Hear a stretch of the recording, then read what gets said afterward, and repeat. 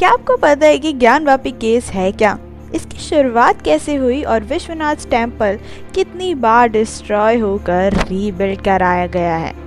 और एएसआई ने 92 डेज के सर्वे में ऐसे कौन से एविडेंस प्रेजेंट किए कि कोर्ट ने हिंदू पक्ष में फैसला सुनाया और मस्जिद के बेसमेंट में हिंदूज को प्रेयर करने की इजाजत दे दी गई और हिंदू पक्ष ने वहाँ पूजा करना भी स्टार्ट कर दिया। एंड डिड यू नो कि the place of worship act 1991 क्या है और ये इतने इम्पोर्टेंट क्यों है? स्वागत है आपका हिस्ट्री इनफिनाइट्स में और चलिए करते हैं वीडियो शुरू।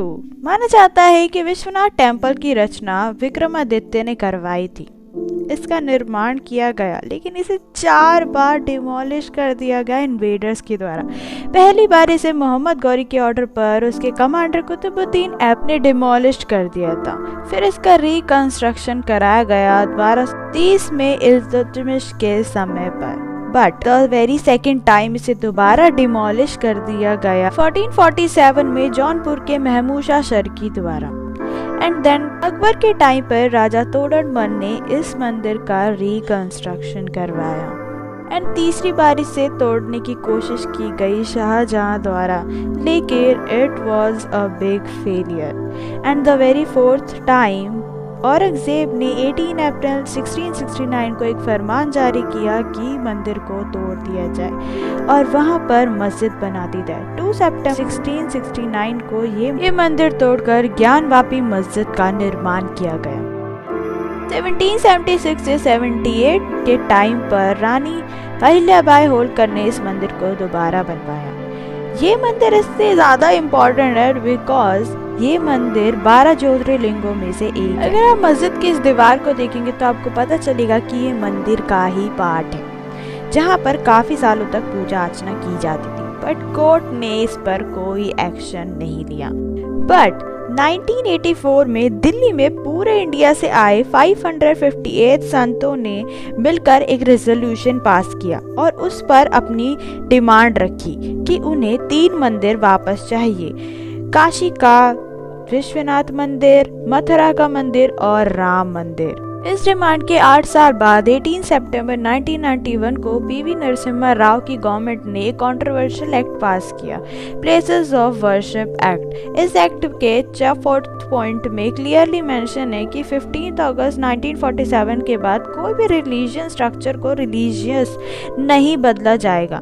इन शॉर्ट इसका ये मतलब था कि मान लो एक मस्जिद 1994 के पहले एक मंदिर हुआ करती थी, तो इस एक्ट के आने से उसे मस्जिद को वापस मंदिर में कन्वर्ट नहीं किया जाएगा। इस एक्ट का मेन एम था कि राम मंदिर की तरह वापस किसी और मंदिर की डिमांड पेश ना की जाए। बट इसके बाद लोगों को ये समझ में आ गया था कि गवर्नमेंट उनसे उनका काशी विश्वनाथ टेम्पल छीनना चाहती। प्लेस ऑफ वर्शिप एक्ट को आए 1 महीना भी नहीं होता कि इंडियन हिस्ट्री में पहली बार 15 अक्टूबर 1991 को कोर्ट में एक पहला केस दायर हुआ, जो केस खुद भगवान शिव ने ही किया था। अगर आप डॉक्यूमेंट में देखेंगे तो स्वयंभू मीन्स शिव भगवान पहले ही कंटेंडर हैं और श्रृंगार गौरी एंड गणेश जी दूसरे, एंड उनके नेक्स्ट फ्रेंड इस केस को लड़के, जैसा कि OMG मूवी में दिखाया गया। बेसिकली इंडियन जुडिशरी में हिंदू डेटी को एक ज्यूरिस्टिक एंटिटी यानी इंडियन भगवान को एक लिविंग एंटिटी माना जाता है। इट मीन्स कि अगर भगवान से जुड़ा कोई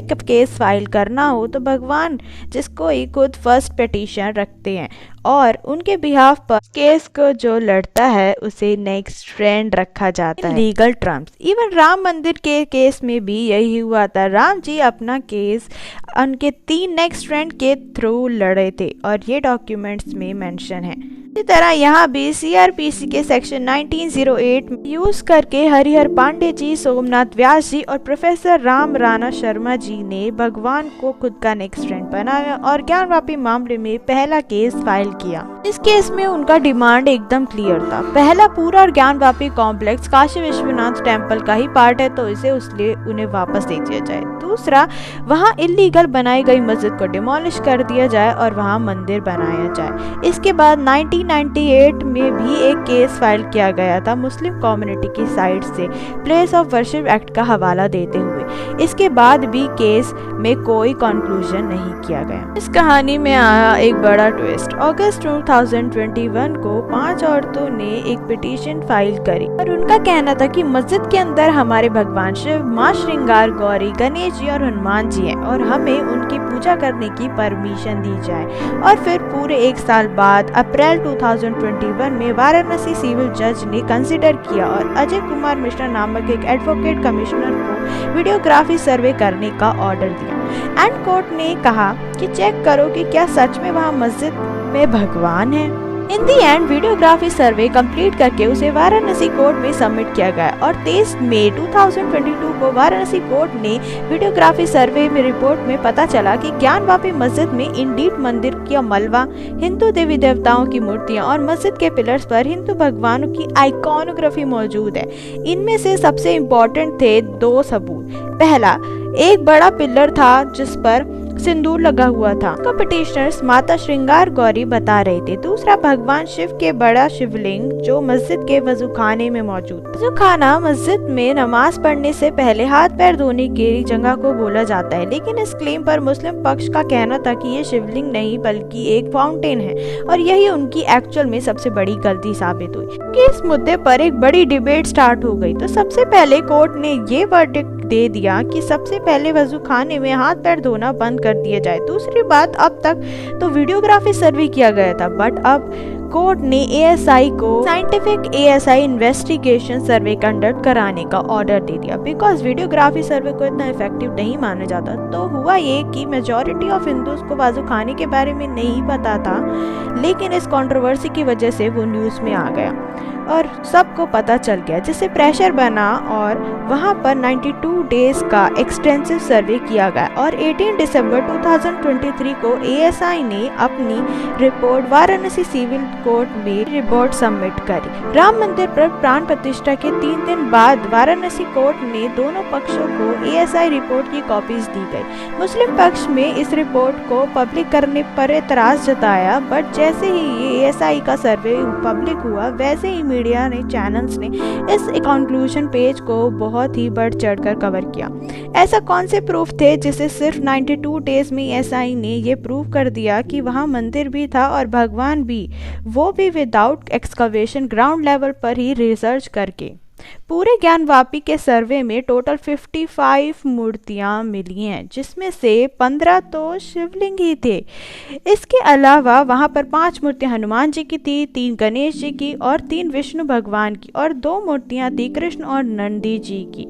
इसे कंसिडर करते हुए एएसआई को ये पता चला कि यहाँ पूजा हुआ करती थी। दूसरे प्रूफ थे मंदिर के पिलर्स। तो एएसआई ने अपनी रिपोर्ट में मूर्तियों के अलावा पिलर्स और स्टोन स्लैब्स इंस्क्रिप्शन का भी जिक्र किया है, जैसे कि ये है स्टोन इंस्क्रिप्शन जिस पर राम लिखा हुआ क्लियरली दिख रहा है और इवन ज्ञानवापी पर ऐसे कई स्टोन हैं जहाँ ऐसे लोटस और ऐसे त्रिशूल कार्व्ड हो रखे हैं। अगर आप ज्ञानवापी के प्रेजेंट में बैक वॉल पर देखोगे तो आपको इस आर्क में घंटियां और फूलों के स्टोन स्ट्रक्चर्स देखने को मिलेंगे, जिसके हिंदुइज्म में काफी प्रोमिनेंस है। ये सारे वो प्रूफ हैं जो एएसआई को अपने रिसर्च के दौरान मिले थे, लेकिन एक इंस्क्रिप्शन है जिसे खुरुच कर मिटाने की कोशिश की गई है।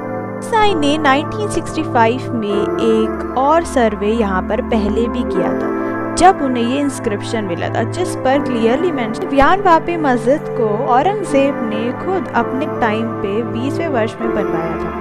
बट इसके अलावा अगर आप लिटरेरी सोर्सेज देखेंगे तो आपको इंडिया से लेकर फॉरेन एंड चाइनीज टेक्स्ट में भी विश्वनाथ टेम्पल का जिक्र मिलता है। एंड एक प्रूफ तो खुद औरंगजेब का ही है, जिसमें उसकी बुक मासीर आलमगिरी में ये क्लियरली लिखा है कि according to the emperor's command his officers had demolished the temple of Vishwanath at Kashi. Second है स्कंद पुराण। स्कंद पुराण के काशी खंड में देखोगे तो वहाँ पर क्लियरली ज्ञानवापी मंदिर के बारे में लिखा हुआ है। इसके अकॉर्डिंग ये जगह भगवान विश्वेश्वर का होली स्पॉट है। ये मेंशन है कि शिवजी जी ने खुद कहा है कि मैं सारे शिवलिंग में और ज्योतिर्लिंग में वास करता हूँ, परंतु मेरा काशी विश्वनाथ शिवलिंग सबसे अलग है। थर्ड प्रूफ है जेम्स प्रिंसेप का, जो उन्होंने अपने ट्रैवलॉग में लिखा है। ट्रैवलॉग बेसिकली एक रिटन व्लॉग हुआ करता था। जेम्स प्रिंसेप उस टाइम के एशियाटिक सोसाइटी ऑफ बंगाल के फाउंडिंग एडिटर और फेमस लिथोग्राफर यानी कि एक टाइप के पेंटर भी थे। उन्होंने अपनी book illustrated Banaras a series of drawings में विश्वेश्वर मंदिर का एक लेआउट बनाई थी, जिसमें मंदिर के बीच महादेव लिखा है, जो मंदिर का गर्भगृह था।